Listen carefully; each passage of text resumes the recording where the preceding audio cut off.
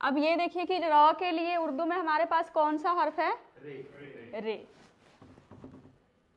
और अ की मात्रा के लिए अलिफ।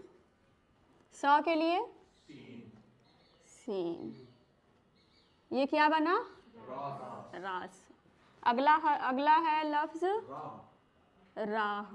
यहाँ पर भी वही है, रे, अलिफ और ह के लिए हमने कौन सा है इस्तेमाल करना है? गोल वाला, जीम वाला नहीं, जीम वाला है नहीं, गोल वाले। उसके बाद है रे के साथ अलिफ रा और अगला ते। क्या बना? रात। अगला लफ्ज है राज। रे के साथ अलिफ और यहाँ पर कौन सा ज आएगा? जीम आएगा, क्योंकि ज के पैर बिंदी वाले यहाँ पर नहीं हैं। ये क्या बना? राज। अब हमने लिखना है दाल। अब दाल का मतलब ये नहीं कि सिर्फ आप ये वाला दाल लिख दें, हमने पूरा ये क्या है, शब्द है तो पूरा शब्द ही लिखना है। दा ल, द के साथ अलिफ आ गया दा और अगला लाम, दाल। अब ये देखिए कि ये सारे अल्फाज जो है इसमें ये जुड़े हुए क्यों नहीं है अलिफ? क्योंकि ये उस 10 में से आते हैं जो किसी के साथ जुड़ते हैं, अपने साथ नहीं जोड़ते। अगला है लफ्ज दादा।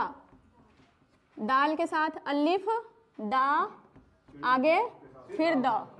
अब ये भी अलग अलग है, उस 10 में से ही है ये दोनों, लेकिन ये अलग अलग क्यों है? क्योंकि इसका रूल कहता है कि हम किसी के साथ जुड़ेंगे, अपने साथ नहीं जोड़ेंगे, और हम आपस में भी नहीं जुड़ते। ठीक है, तो ये आपस में भी अलग अलग है। दाल के साथ अलिफ आ गया और म के लिए कौन सा हर्फ है? मीम। दाम। उसके बाद है डाक। ड के लिए कौन सा हर्फ लगेगा? डाल।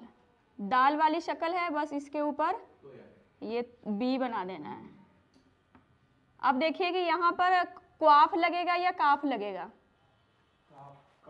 काफ, क्योंकि क पैर बिंदी नहीं है। ये दारा लिखा हुआ सही है? सही है, ठीक है। आगे लिखना है हमने राग। ये देखिए यहाँ पर गैन आएगा या गाफ आएगा? गाफ आएगा। क्यों? क्योंकि ये राग है, राग नहीं। हाँ, राग।